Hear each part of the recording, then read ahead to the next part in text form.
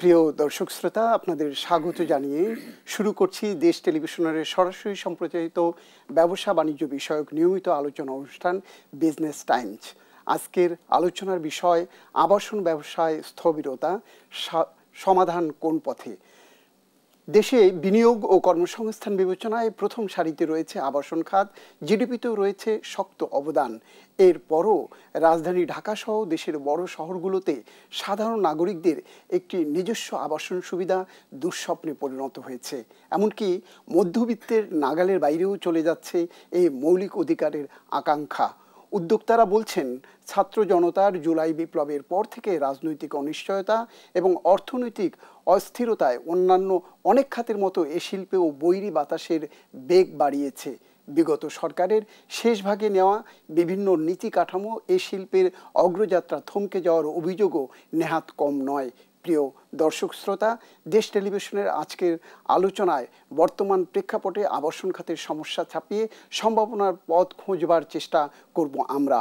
আর এ আয়োজনে আপনাদের স্টুডিওতে এ বিষয়ে বিশেষজ্ঞ দুজন অতিথিকে আমরা আমন্ত্রণ জানিয়েছি।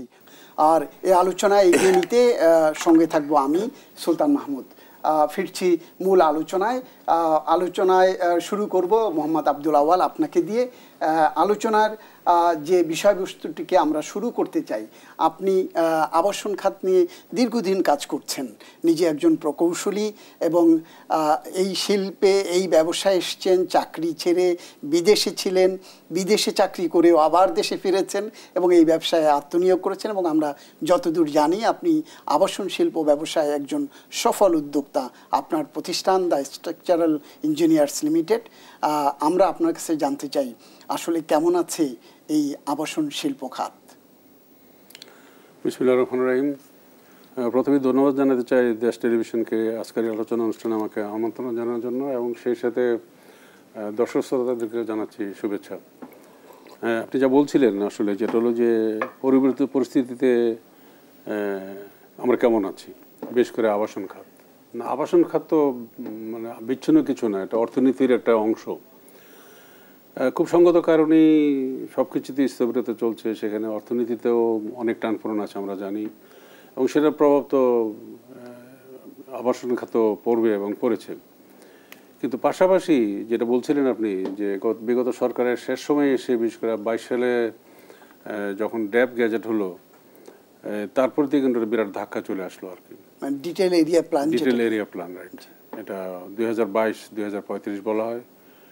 তো সেইটাতে দেখা যাচ্ছে যে আমরা যা বানাইতে পারতাম 2008-এর বিধিমালায়, সেখান থেকে অলমোস্ট 40% নাই হয়ে গেল। তো স্বাভাবিকভাবেই ঢাকা শহরে একটা জমির মূল্য কিন্তু একটা দাঁড়ায় গেছে।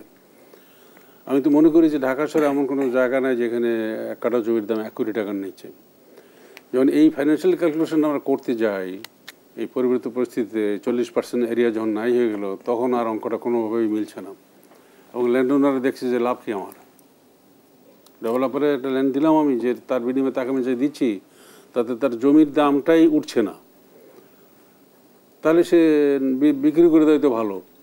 তো এই অবস্থাটাই চলতেছে। তারপরে যদিও আমরা অনেক চেষ্টা করছি থেকে উত্তরণের, কিন্তু আজও পর্যন্ত আমরা সফল হইনি। ইভেন কি 1 সেপ্টেম্বর থেকে এই বিধিমালাটা এবং ড্যাব একটা সংশোধন প্রক্রিয়া চলছে, সেটা 10 মাস পার হয়ে গেল, সেটা আজও চূড়ান্ত হয়নি। আজকেও একটা মিটিং হওয়ার কথা, হবে হয়তো। তো যাই হোক, কী হবে কবে হবে সেটা আমরা জানি না, কিন্তু আসলেই একটা খুবই মুমূর্ষু অবস্থার মধ্যে কিন্তু এই পুরো খাতটা প্রবেশ গেছে। এবং শুধু এই খাত নয়, এই খাতের সাথে রড, সিমেন্ট, আরও অনেক লিঙ্কেজ ইন্ডাস্ট্রি আছে, পিন তার কাটা থেকে সাবসেক্টর বলি আমরা, সাবসেক্টর, সবগুলো ঢুকতেছে কিন্তু, এবং এর প্রভাব কিন্তু অর্থনীতির উপরে পড়তেছে খুব সঙ্গত কারণেই। তো এটা বোঝার জন্য অর্থনীতিবিদ হওয়ার দরকার নেই, কমন সেন্স থেকে আমরা বুঝি। তো যাক, আমরা প্রত্যাশা করছি, প্রতি মাসেই প্রত্যাশা করি এই মাসের মধ্যে হয়ে যাবে, এই মাসের মধ্যে হয়ে যাবে। তো মাস তো পার হয়ে, বছর পার হয়ে যাচ্ছে, কিছু হচ্ছে না। কিন্তু এই সেক্টরটা এখন প্রচণ্ড রকমের একটা হুমকির সম্মুখীন হয়ে আছে। কেমন আপনার এই খাতে বিনিয়োগের পরিমাণ কেমন এবং কত উদ্যোক্তা আপনাদের এই শিল্পে আছে? আপনি যেহেতু রিহাবের নেতৃত্ব দিয়েছেন, আপনি জানেন যে এই শিল্পে উদ্যোক্তারা কেমন, আর্থিক ভিত্তি কেমন, বা এখানটাতেও ভুইফোর কোম্পানি জন্মেছে কিনা এবং এই খাতের সম্ভাবনা কোথায় ছিল, এবং সেই ক্ষেত্রে শুধু কি ড্যাপ এর জন্য দায়ী না আর অন্য কোনো অনুষঙ্গ আছে? না, আসলে যেটা হচ্ছে কি যে বইফোর ব্যবসায়ী তো বাংলাদেশের মতো দেশে থাকবেই, ফটকাবাজি তো সেটা আছেই। কারণ আমরা এমন এক সমাজে বাস করছি, সেই সমাজের বাইরে তো না আসলে ডেভেলপাররা। আর সংখ্যার কথা বলছেন, সেটা একসময় 1200 পর্যন্ত রিহেবের মেম্বারশিপ ছিল, সেটা এখন কমতে কমতে 800-তে আসছে। অনেকেই ব্যবসা বন্ধ হয়ে যাচ্ছে স্বাভাবিকভাবেই, যারা মানে সাময়িকভাবে আসছে, একটা প্রজেক্ট নিয়ে আসছে কিন্তু সুবিধা করতে হলে চলে গেছে। তো অ্যাট দ্য এন্ড অ্যাকচুয়ালি সত্যি কথা কি যে আমাদের রিহেবও অ্যাকচুয়ালি মানে যেই ভূমিকাটা থাকার দরকার ছিল, বিশেষ করে ডক্টর তৌফিক সিরাজ যেই উদ্যোগ নিয়ে রিহেবকে আগায় নিয়ে গেলেন, আমরা চেষ্টা করেছি সেটাকে ধরে রাখার জন্য, কিন্তু পরবর্তীতে দুর্ভাগ্যজনক সত্য যে সেই নেতৃত্বটা হারায় গেল। তো যেই কারণে এই সেক্টরটা আরও পিছিয়ে গেল আর কি। নেতৃত্ব হারিয়ে গেল, সেখানে কি রাজনীতিকরণের কোনো ব্যাপার ছিল? তা তো অবশ্যই এটা পকেট সংগঠন হয়ে গেল, আচ্ছা, এক ব্যক্তির পকেট সংগঠন হলো। মানে 16 বছর কোনো ইলেকশনই আসলে হয়নি সত্যি কথা যেটা। জাতীয় ইলেকশনের মতো এখানে কোনো ইলেকশন নেই, সিলেকশন যারে খুশি তারে বানানো। তো এতে করে হচ্ছে কি যে রিহেবের যে গৌরব সেটা হারায় গেল, সেটা এখনো দুঃখতেছে, এখনো খুঁজে পাচ্ছে না। তাতে এই খাতের ক্ষতি কি হলো কোনো নাকি?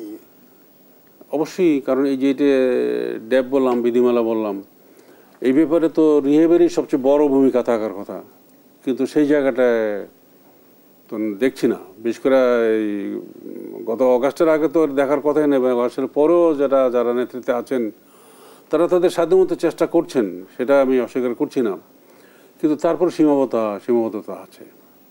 এখানে কেমন বিনিয়োগ আছে আপনি মনে করেন, বা কত প্রতিষ্ঠান এখন এখানে কাজ করছে, কর্মসংস্থানের অবস্থা কি এই খাতে, এবং আপনার কি জানা এরকম কোনো হিসেব আছে কিনা যে এখন আনসোল্ড, আমরা বিভিন্ন সময় রিহ্যাব থেকে বলতে শুনি যে নানান প্রতিবন্ধকতায় অনেক ফ্ল্যাট এরকম আনসোল্ড অবস্থায় রয়ে গেছে, ক্রেতারা কিনতে পারছে না, আসলে কি ঘটনা তাই? ঘটনা তো আংশিক হলো সত্যি। একটা জিনিস হলো যে ক্রেতা সাধারণ যারা ফ্ল্যাট কিনতেন তাদের অনেকেই এখন নাই হয়ে গেছেন, সত্যি কথা যেটা। নাই হয়ে গেছেন যাদের কাছে টাকা, তারা তো দেখছি না তাদেরকে আমরা। 16 বছরে যাদের কাছে টাকা জমা হয়েছে তারা তো অনেকেই দেশেই নেই। তাছাড়াও কথা হলো যে একটা ইস্যু এখানে এসে যায়, এটা বলাটা কতটুকু সমীচীন হয়, কিন্তু আমি বলতেই হয়, খুব গুরুত্বপূর্ণ। ওই যে সাদা টাকা কালো টাকার একটা যে গল্প আছে, তা আমার বক্তব্য টাকা তো টাকাই, সাদা আবার কালো কি? টাকা হচ্ছে বৈধ, অবৈধ, ঘোষিত, অঘোষিত। এখন যেই নামেই টাকাটাকে ডাকি না কেন, কথা হলো যে এটা অঘোষিত, অ্যাকচুয়ালি এটা বৈধ না অবৈধ থাকছে অপ্রদর্শিত। এখন এই টাকাটা যদি কোথাও আমি বিনিয়োগের সুযোগ না থাকে, তাহলে টাকাটা কি হবে? দুটা জিনিস হবে, একটা হলো বাজারে ইনফ্লেশন হবে। এখন 1000 টাকা কেজি নাকি আরো বেশি আমি জানি না, বাজারে যাই না, 1500 টাকা ইলিশ মাছ, ওটা 3000 টাকা হবে। অলরেডি 3000 টাকাই আছে। আর টাকা তো পাকা আছেই, সে তো যে কোনো সময় যেদিকে উড়ে চলে যেতে পারে। তো সেটা আরেকটা ধাক্কা কিন্তু এসে গেছে এই বাজেটে। এটা যদিও এটা ছিল প্রস্তাবনা, কিন্তু পরে সেটা উইথড্র করে ফেলছে। তো এটা আসলে যাই হোক, এটা একটা বড় ইস্যু কিন্তু হয়ে গেছে যে মানে আমি বলবো কি যে টাকাকে যদি মানে অর্থনীতিকে সচল রাখা না যায়, টাকাটাকে যদি সার্কুলেশনে রাখা না যায়, তার প্রভাব সমস্ত ব্যবসায় পড়তে বাধ্য। কিন্তু আমি যেটা ঘুরে ফিরে জানতে চাইছিলাম আপনার কাছে, সেটা হলো যে এই শিল্পে আপনি যেটি বলছিলেন ধুঁকছে বা নাজুক অবস্থায় পড়েছে, তার কি কোনো আমরা চিত্র পাই কিনা? না, আসলে যেটা হলো যে মানে আসলে সত্যি কথা কি যে স্ট্যাটিস্টিক্সে আমরা খুবই দুর্বল। আসলে বর্তমান জনসংখ্যা কত সেটাও বোধহয় আমরা সঠিকভাবে জানি না। তো এইখানে কথা হলো যে আমরা আন্দাজ অনুমান করে অনেক কথা বলতে পারি, কিন্তু সেটা বলতে চাই না আমি। তবে কথা হলো যে এটা ঠিক যে স্বাভাবিকভাবেই সেল তো কমে গেছে, আর কত পার্সেন্ট কমেছে সেটা তো আর মানে আমি বলতে পারবো না, সেটা রিহ্যাব যদি বলতে পারে। মানে আমার কথা আমি বলতে পারি, যেমন আমার প্রায় 120 কোটি টাকার প্রোডাক্ট শুধু আবাসন, রেসিডেন্সিয়াল। সেখানে কি স্থবিরতা আছে কোনো?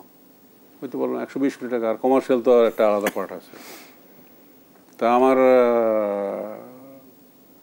চালান তো সব ঢুকে গেছে ওখানে, মানে অর্থাৎ আপনার যে বিনিয়োগ, সে বিনিয়োগটা এখন আটকে গেছে, পুরাই আটকে গেছে। আচ্ছা, জনাব আব্দুল আউয়াল, আমরা আসবো আবার আপনার কাছে। আমি একটু যেতে চাই এবার স্থপতি জনাব গোলাম নাসির আপনার কাছে, যেটি রিহাব সভাপতি সাবেক যেটি বলছিলেন প্রকৌশলী আব্দুল আউয়াল, উনি শুরুটাই করলেন প্রতিবন্ধকতা কোথায় আছে, এবং সেই প্রতিবন্ধকতার সর্বাগ্রে উনি যেটিকে নিয়ে এসছেন ড্যাপ, ডিটেল এরিয়া প্ল্যান। আপনি একজন স্থপতি, কিভাবে দেখছেন আসলে এই ড্যাপটা কি আসলে এই ব্যবসার প্রতিবন্ধক, না নাগরিকদের বা নগর জীবনকে উন্নত করবার জন্য করলো, না কোনো সুনির্দিষ্ট কোনো ভালো লক্ষ্য ছিল, না ভালো লক্ষ্য ভালো কাজ করতে গিয়ে ব্যবসার ক্ষতি হয়ে গেল, নগর জীবনকে আমরা কি আটকে দেওয়ার জন্য করলাম, না নগর জীবনকে আরও সুন্দর পরিশীলিত করবার জন্য বা পরিচ্ছন্ন করবার জন্য এই ড্যাপ করা হলো, যেটি উনি বলছেন যে প্রতিবন্ধকতা? আপনার বিশ্লেষণ কি? ধন্যবাদ আপনাকে এবং যারা শুনছেন। আসলে কেউ যখন কোনো একটা আইন বা বিধি করেন, যারা করেন তারা ভালোর জন্য করেন। ব্যবহারে যখন যায় তখন বের হয় যেটা ভালো না মন্দ। তো এই ড্যাপ অথবা ডিটেল এরিয়া প্ল্যান, প্ল্যান মানে তো পরিকল্পনা। পরিকল্পনা দুটো ক্ষেত্রে হয়, একটা হয় যে নির্মাণ বা বাস্তবায়ন, যাই আমরা করি না কেন সেটা সম্পর্কে আগে ভাবনা, এটাই তো পরিকল্পনা। ক্ষেত্র দুটা, একটা হলো একদম নতুন করে ভাবা, আর একটা হলো বর্তমান সমস্যাবলী নিয়ে ভাবা। এই যে ড্যাপের যে ভাবনাটা, সেই ভাবনাটা আমি ব্যক্তি হিসাবে, একজন পেশাজীবী হিসাবে, একজন স্থপতি হিসাবে মনে করি যে এটা নতুন একটা ভাবনা হলে ঠিক ছিল। বর্তমান যে সমস্যাবলী নিয়ে ভাবলে ঠিক হয়নি। একটা যদি ছোট উদাহরণ দেই, সেটা হলো যে যখন আমাদের উৎসব হয়, ঈদ, কোরবানি, পূজা পার্বণ যাই হোক না কেন, সেই সময় যখন ঢাকা থেকে লোকজন ঢাকার বাইরে যায়, তখন কিন্তু সকল যোগাযোগ ব্যবস্থার যারা দায়িত্বে থাকেন তারা কিন্তু যোগাযোগের ব্যবস্থাপনাটাকে বাড়িয়ে দেন। তারা কিন্তু বলেন না যে এত সংখ্যক লোক ঢাকা ছাড়তে পারবা, বাকিরা ছাড়তে পারবা না। ড্যাপের যে বিষয়টা, সেই ড্যাপের বিষয়টা তো হলো আসলে যোগাযোগ ব্যবস্থাপনা, ভূমি ব্যবহার, জনসংখ্যার পরিমিতি বোধ, আমাদের যে পথ চলা, বেঁচে থাকবার যে উপকরণ, শিক্ষা, চিকিৎসা, আবাসন, সব কিছু মিলে তো, এবং খাদ্য। একটা জায়গাতে যখন প্রচুর পরিমাণে অলরেডি লোক ঢুকে থাকে, সেই জায়গাটাতে পরিকল্পনা করতে হলে পরে ওই লোকগুলোকে চিন্তা করে যদি পরিকল্পনা করতে পারি, তাহলে আমি বলবো যে এটা সুষ্ঠু পরিকল্পনা। মানে ওই লোকগুলোকে রেখে যে এতগুলো লোক আমার অলরেডি আছে, এদেরকে আমি ঢাকার বাইরে বের করতে পারছি না, যদি আমি কোনো বিকল্প ব্যবস্থা দিয়ে বের করতে পারতাম, তারপরে যদি পরিকল্পনা করতাম, তাহলে ঢাকার লোক সংখ্যা কমতো। এখন যেই লোক আছে ওই লোককে নিয়ে যখন আমি পরিকল্পনা করছি, তখন তাদের যে চাহিদামালা, তাদের যে আবাসন, তাদের খাদ্য, তাদের চিকিৎসা, তাদের শিক্ষা, এই সকল কিছু নিয়ে যদি আমি একটা পরিকল্পনা করতাম, তাহলে আমি বলতাম যে সুষ্ঠু পরিকল্পনা। বিশদ অঞ্চল পরিকল্পনাটার ধাক্কাটা ওখানেই যে আমরা জনমাত্রার পরিমিতিটাকে নির্ধারণ করে ফেলেছি, করে বলছি যে এর বেশি লোক এখানে থাকলে পরে নগর নষ্ট হবে। ইটস ট্রু, যে কোনো নগরের জন্য একটা ধারণ ক্ষমতা থাকে, কিন্তু যখন লোক ঢোকানো থাকে তখন তাকে তুলে তো আমি বের করে দিতে পারছি না, ফেলে দিতে পারছি না।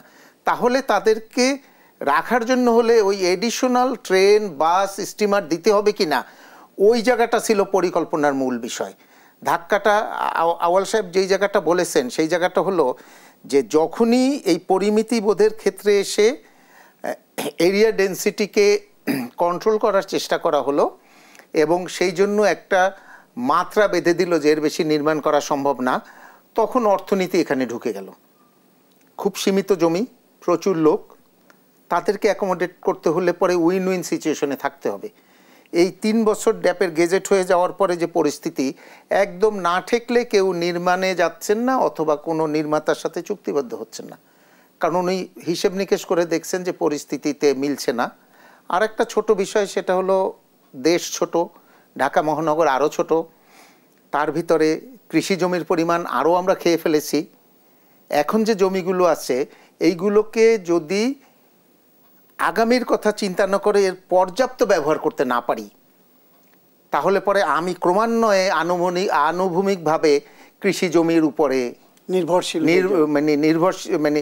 নির্মাণের জন্য নির্ভরশীল হয়ে যাব, যেটা আমাদের জন্য ক্ষতির অবস্থা হয়ে দাঁড়াবে। আমরা আলোচনায় আসবো। আপনি একেবারে ঠিক বলেছেন। আসলে পরিকল্পনা যারা আছে তাদেরকে রেখেই করতে হয়, নতুন করে আপনি কাউকে নাই ঢুকতে দিতে পারেন, কিন্তু যারা আছে হঠাৎ করে চটজলদি তাদেরকে ছেঁটে ফেলা যায় না, এবং তা অর্থনীতিতে খুব ভালোভাবে নেওয়াও হয় না। তাত্ত্বিক এবং ব্যবহারিক দিক এই দুইটা জায়গা তো ভিন্ন জিনিস। আমি যে কোনো তথ্য দিতেই পারি, কিন্তু এটা ব্যবহার করতে গিয়ে বোঝা যায় যে এটা কাজ করছে কি করছে না। আমরা সেই আলোচনায় আসব। প্রিয় দর্শক, সময় হলো বিরতি নেবার। অতিথিদের মুখে এ খাতের বাস্তব চিত্র নিয়ে আমরা আরও আলোচনা শুনব। ততক্ষণ আমাদের সাথে থাকুন। বিজ্ঞাপন বিরতির পর আবার ফিরছি আমরা আমাদের আলোচনায় অতিথি হিসেবে রয়েছেন দুজন, এবং সেই দুজনকে আমরা আগেই পরিচয় করিয়ে দিয়েছি।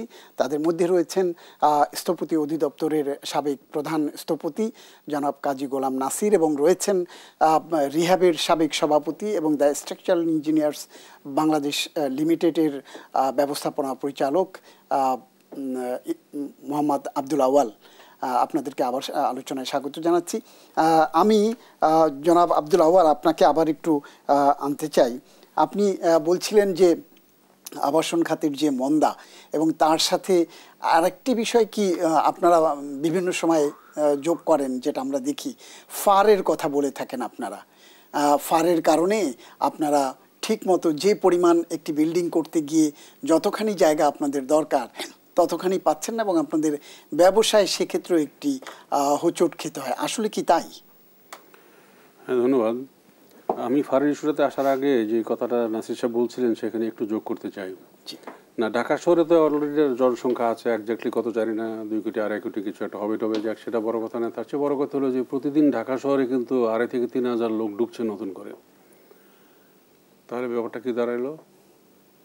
ড্যাপের অনুযায়ী যে লোক কমানো দরকার, তো কমছে না, বরং বাড়ছে।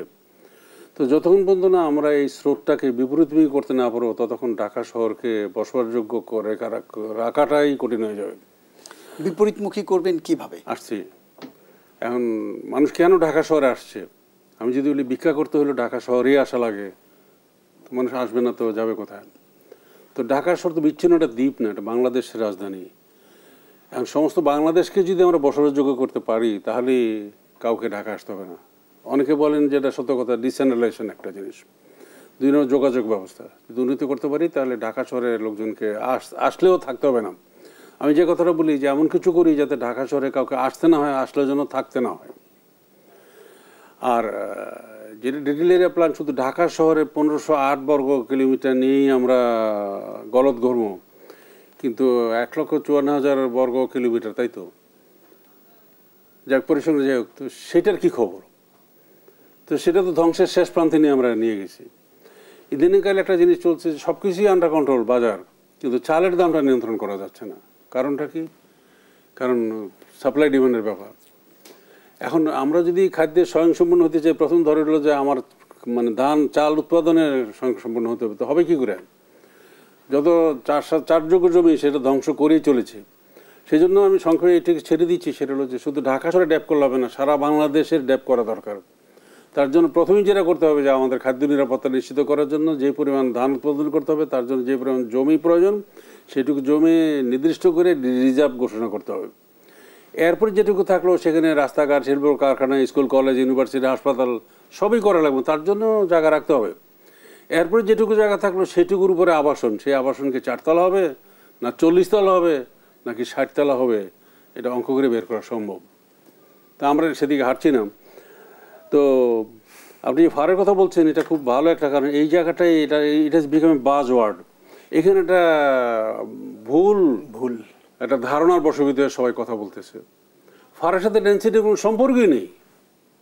কেন বললাম কথাটা? যখন কাঠা প্রতি যে আসছে ড্যাপের মধ্যে, যে কাঠা প্রতি কত ইউনিট তৈরি করা যাবে সেটা ওখানে বলা আছে। কথার কথা বলি যে কাঠা প্রতি 2 ইউনিট করা যাবে, এটা লকড হয়ে গেল, কিন্তু ডেনসিটি কিন্তু ওখানে শেষ। এখন ফার কমলে ফ্ল্যাটের সাইজ কমবে, ফার বাড়লে ফ্ল্যাটের সাইজ বাড়বে। এখন বড় ফ্ল্যাটে বেশি লোক থাকবে, ফ্ল্যাট যত বড় হবে তত লোক বাস করবে, এটা কি মানে উল্টাটা। আমি যদি গুলশানের কথা বলি, 2,500 ওখানে তো 2,500-এর নিচে ফ্ল্যাট বিক্রি হয় না।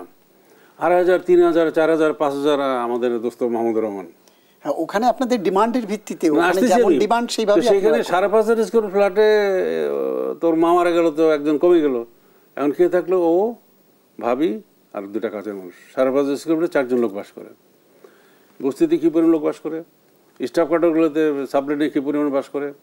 সুতরাং এই যে ফার বাড়লেই ঢাকা শহরে বসবাসযোগ্যতা কমে গেল, এটা একদম সম্পূর্ণ ভ্রান্ত ধারণা, এটা বুঝতে হবে।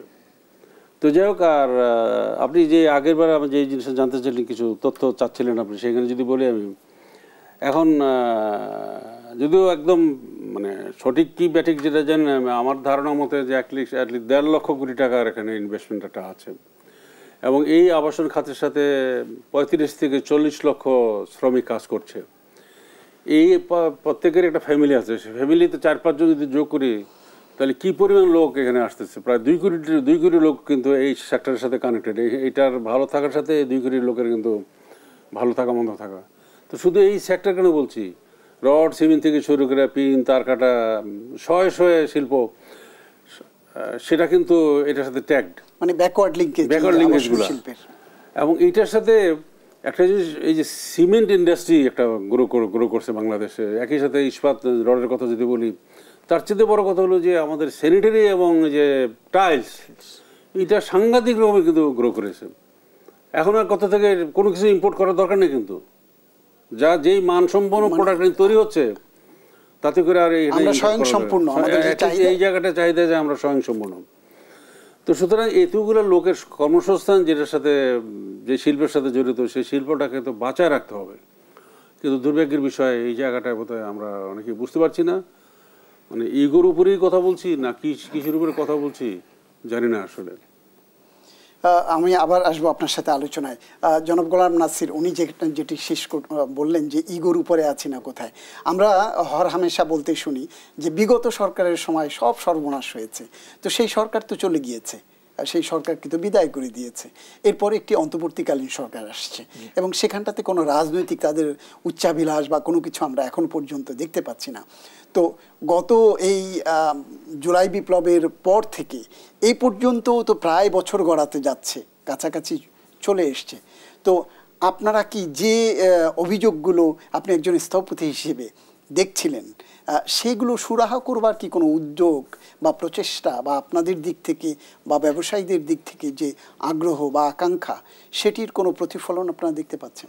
আমরা পেশাজীবী হিসেবে গত সরকারের সময়ে ড্যাব গেজেট হলো, তো অন্তর্বর্তী সরকারের আমলে সেই ড্যাব এবং বিধিমালা আবার পুনর্মূল্যায়ন শুরু হলো।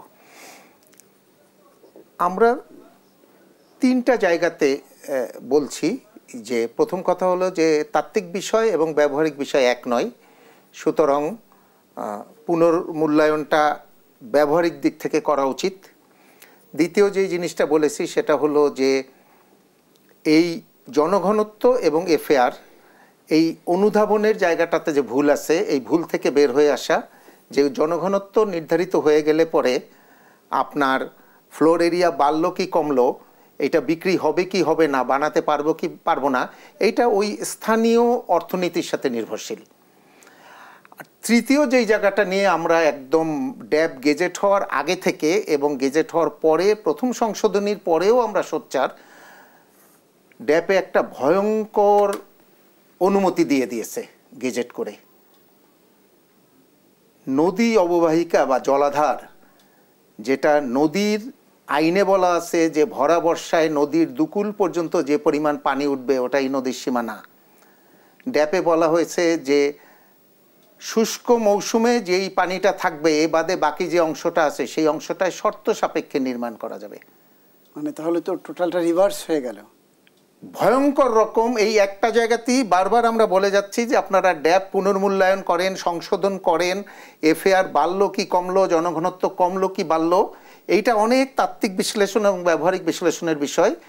যদি রক্ষা করতে চান মহানগরীকে এবং দেশকে, তাহলে পরে এই জায়গাটাকে ডিলেট করেন, দরকার হলে 1 পেজের একটা গেজেট করে দেন, সেখানে একটা লাইনই লেখা থাকুক যে জলাধার মানে জলাধার, জলাধারের মুখ্য জলস্রোত গৌণ জলস্রোত বলে কিছু নেই, এবং এই জলাধারে যে কোনো ধরনের নির্মাণ অথবা ভরাট আইনত দণ্ডনীয়।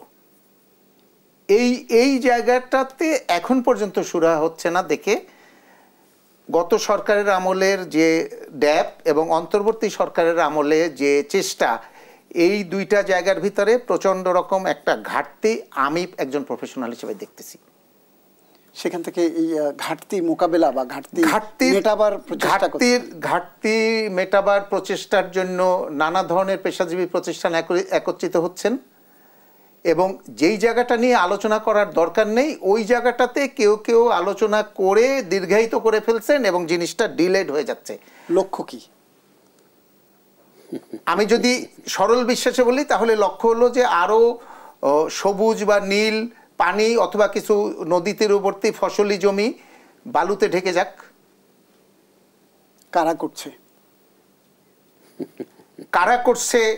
যারা এখান থেকে সুফল নিতে চাচ্ছে, তারা যাদেরকে ড্যাপের মাধ্যমে লিগ্যাল করে দিতে চাচ্ছে যে তুমি এই জায়গাটাতে শর্ত সাপেক্ষে নির্মাণ করতে পারবা,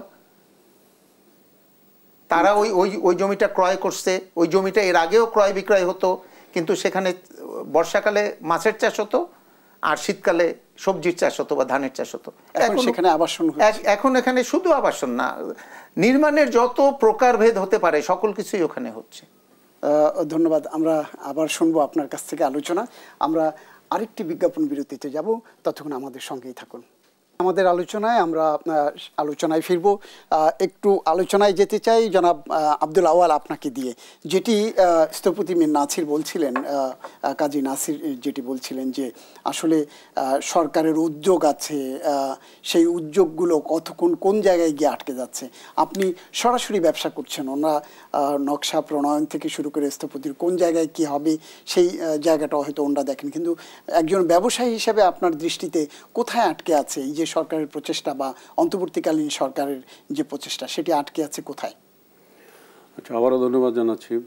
হ্যাঁ, যেটা আপনি বলছিলেন, আসলে কোনো সদিচ্ছার অভাব আছে বলে আমরা মনে করি না, কিন্তু তার প্রতিফলনটা আমরা আসলে দেখছি না। আমি রাইট, সেটা হলো যে আমার মনে হচ্ছে একটু সাহসের কোথায় একটা কমতি মনে আছে।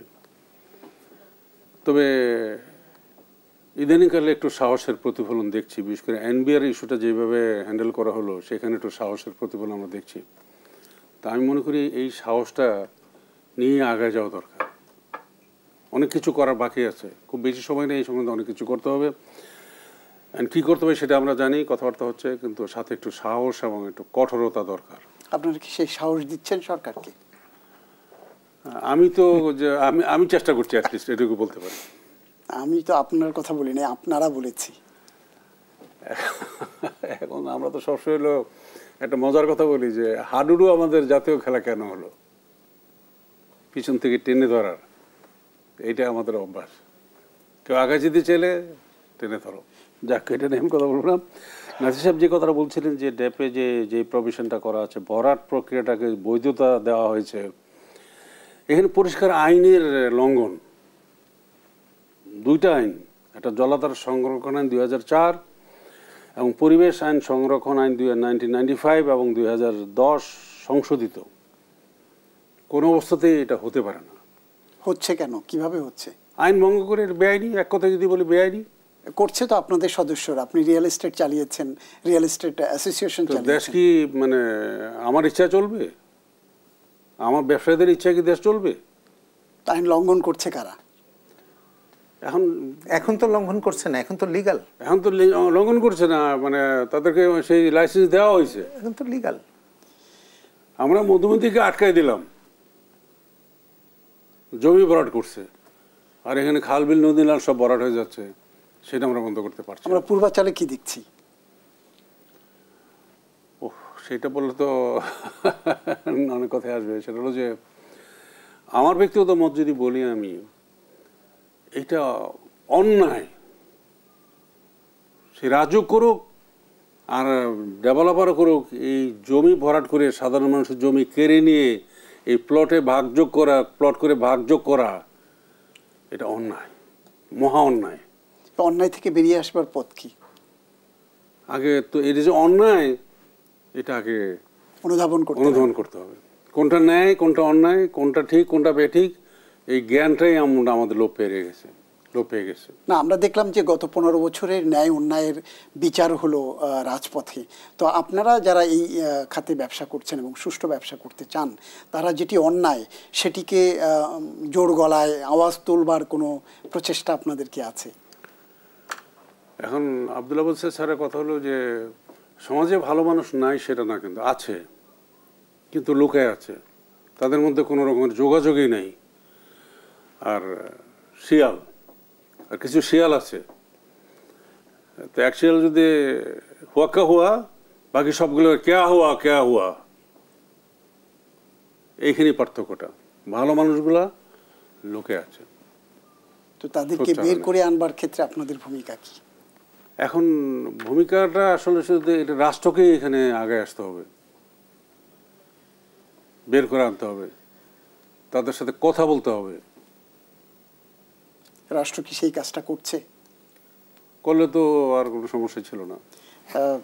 আমরা আশা করব আপনি যেভাবে বলছেন যে রাষ্ট্র উদ্যোগ নেবে এবং যে যারা ভালো মানুষ আছে, যারা উদ্যোগী ভালো মানুষ, দেশকে রাজধানীকে ভালো দেখতে চায়, তারা সামনে এগিয়ে আসবে। আমরা একটু কাজী নাসির আপনার কাছে একটু যেতে চাই।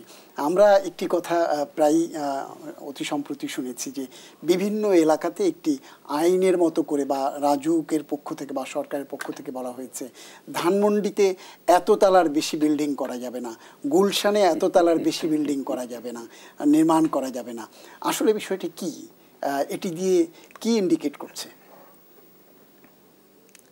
নির্মাণের সাথে তলার কোনো সম্পর্ক নাই, আসলে থাকা উচিত না।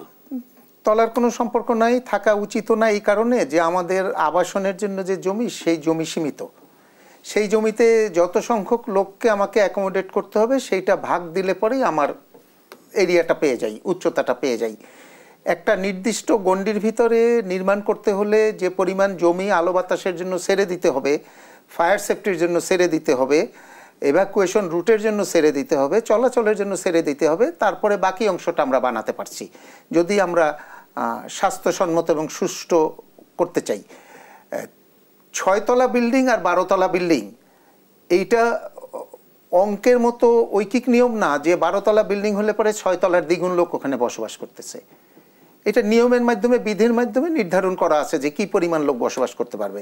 সুতরাং যারা তলা নিয়ে কথা বলেন তারা আসলে নির্মাণ বিধিমালা অথবা নির্মাণ ব্যবস্থাপনা অথবা নির্মাণ আইন এইটাকে সঠিকভাবে অনুধাবন হয়তো করতে পারছেন না, যার ফলে আপাত দৃষ্টিতে মনে হয়েছে যে 6 তলা ভবনে 20 জন লোক থাকলে 12 তলা ভবনে লোক থাকতেছে হইল 40 জন, অথচ ধানমন্ডির পুরনো 1 বিঘা জমিতে আপনার 24 জন বা 25টা ফ্যামিলি থাকতেছে 6 তলা ভবনে। সেখানে এখন 13 তলা ভবনে আপনি দেখতেছেন 18 জন, 20 জন, 22 জন, কোনো কোনো ক্ষেত্রে 16 জন, আর সর্বোচ্চ যদি হয় তাহলেও দেখতেছেন 24 জন, 24টা ফ্যামিলি। তার মানে আগে ছিল হলো 87% মতো ভূমি আচ্ছাদন করে 24 ফ্যামিলি, এখন 50% ভূমি আচ্ছাদন করে 24 ফ্যামিলি। এই যে এফএআর বিধিমালা অথবা একটা গ্রাউন্ড কাভারেজ লিমিট করে দেয়া, এইটার প্রতিফলন আপনি বনানীর রাস্তার ডান দিক এবং বাম দিক যাওয়ার সময় তাকালেই দেখবেন একটা পুরনো বিধিমালার ডান দিকে গায়ে গা লাগানো যে একটা ভবনে আগুন লাগলে পরে সেটা সংক্রামিত হয়, ফায়ার সেফটির কোনো কিছু থাকে না। বামেরটা দেখবেন উল্টোটা। গুলশান 1 নম্বর থেকে 2 নম্বর রাস্তার দিকে যখন আপনি হেঁটে যাবেন তখন পুরনো কিছু বিল্ডিং ওখানে আছে আর কিছু নতুন বিল্ডিং আছে। আপনি তাকালেই দেখবেন যে 6 তলা বিল্ডিং এর জায়গায় 12 তলা 13 তলা বিল্ডিং হয়ে তো আরও আমার গায়ে সূর্যের আলো পড়তেছে, আলো বাতাস পড়তেছে। সুতরাং এই তলাটা ঠিক না। তার মানে আমরা ভুল করতেছি যে নির্মাণ শিল্প যে জায়গাটা, নির্মাণ বিধিমালা যেই জায়গাটা, এই জায়গাটাকে অনুধাবনে ভুল করছি। নির্মাণ শিল্পের সাথে আউয়াল সাহেব যেটা বললেন, প্রত্যক্ষ বা পরোক্ষভাবে দেশের জনসংখ্যার প্রায় 1/4 জড়িত এই নানান ইন্ডাস্ট্রি সহ মিলে। সরকারের উচিত এই সকল লোকগুলোর দিকে আসলে মনোযোগ দেয়া, শুধু রিয়েল এস্টেট সেক্টরকে ধরে না, যেই 40 লক্ষ লোক না, আসলে 5 কোটি লোকের অন্য বছরের সংস্থান হচ্ছে এই সেক্টর, প্রত্যক্ষ পরোক্ষ। হওয়া উচিত ব্যবহার উপযোগী এবং অর্থনৈতিকভাবে পারস্পরিক ক্রিয়াশীল একটা বিবেচনা নিয়ে বিধিমালা প্রণয়ন। হওয়া উচিত দেশের নদী, জলাধার, চাষের জমি সংরক্ষণ। হওয়া উচিত আমাদের আগামী প্রজন্মকে একটা সুষ্ঠু পরিবেশ দেওয়ার জন্য চিন্তা। ধন্যবাদ। আমরা আজকে আর আলোচনা বাড়াতে পারছি না, আমরা একেবারে আলোচনার শেষ পর্যায়ে চলে এসেছি। এতক্ষণ আমাদের সময় দেওয়ার জন্য আপনাদের দুজনকে অসংখ্য ধন্যবাদ। প্রিয় দর্শক শ্রোতা, আমাদের অনুষ্ঠানের নির্ধারিত সময় শেষ হয়ে এলো, আলোচনা এখানেই শেষ করতে হবে। তার আগে সরকারি সংশ্লিষ্ট বিভাগ ও এ খাতের ব্যবসায়ীদের আহ্বান জানিয়ে রাখতে চাই, আজকের আলোচনায় গ্রহণযোগ্য অংশগুলো আমলে নেবার এবং তা বাস্তবায়নে উদ্যোগী হবার। শেষ করার আগে জানিয়ে রাখতে চাই, দেশ টেলিভিশনের ব্যবসা বাণিজ্য বিষয়ক এই অনুষ্ঠান বিজনেস টাইমস সপ্তাহের শনি থেকে বৃহস্পতি 6 দিন একই সময়ে সরাসরি সম্প্রচারিত হয়। নিয়মিত দেখার আমন্ত্রণ জানিয়ে আজকের মতো এখানেই ইতি টানছি আমি সুলতান মাহমুদ। সঙ্গে থাকবার জন্য সবাইকে অসংখ্য ধন্যবাদ।